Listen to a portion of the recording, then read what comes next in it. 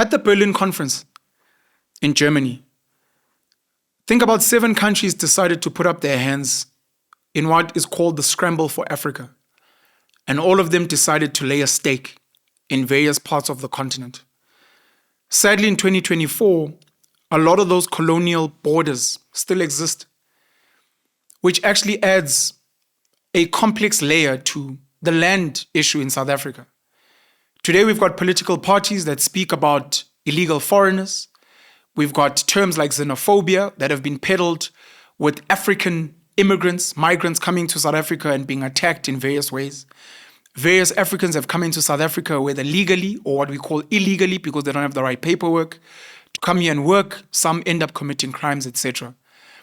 And the reason we have a South Africa, Lesotho, Eswatini, Botswana, Zimbabwe, Namibia, Mozambique as SADC, and then you can go further into Zambia, Malawi, Tanzania, Kenya, the DRC, and then you go Ghana, West Africa, you go up north, Tunisia, Morocco, Egypt, Sudan, Guinea, Burkina Faso, Niger, Cameroon, Senegal, Sierra Leone, etc. It's because of these countries, these 7 countries that decided to lay stake. And today we still have those colonial remnants, and that's why I'm speaking English today, because we weren't colonized by the French. I'm not speaking Portuguese because we weren't colonized by the Portuguese.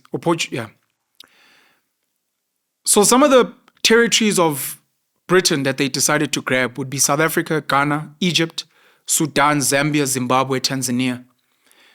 Germany would take places like Namibia, Cameroon. Portugal would take places like Mozambique, Angola. France would take places like Sierra Leone, Benin, Senegal, Algeria. The French would take big parts of Northwest Africa, Guinea, Mali, Chad, Burkina Faso. You had Italy take places like Eritrea, Somalia. And you had Spain take places like Morocco. And then you had Belgium, very popular, King Leopold, take on what was known as Zaire, the Democratic Republic of the Congo, arguably the wealthiest country on the planet in terms of natural mineral resources, but also the one place with most rampant poverty and the most wars and coups that happened there. The scramble for Africa. Africa got colonized. Today we still have colonial borders. You have parties like the Economic Freedom Fighters, some as well that speak about Pan-Africanism.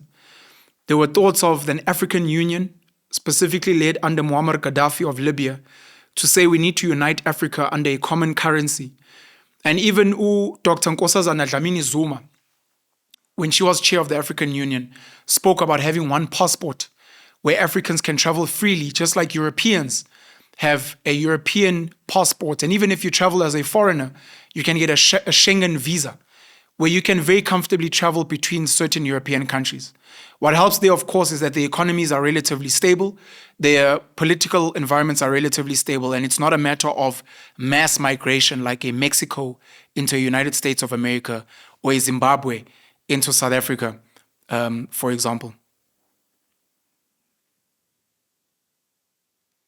South Africa has had its own land wars that are documented and are quite popular. This is point number 4.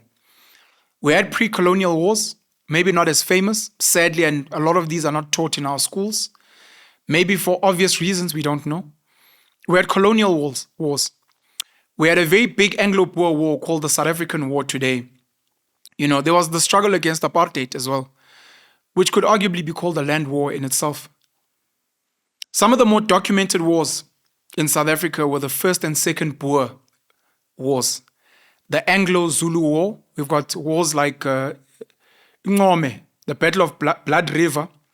We had the Sekhukhune Wars, we had the Basotho Gun War. There were wars for territory around Lesotho, what we call the Free State today. And even some of the leadership in Lesotho still believe parts of Gauteng and the Free State belong to Lesotho terrain. And I remember Mshweshwe giving some parts of his land to Afrikaners in some of their clashes and agreements there, which led to some of what we call the Free State today.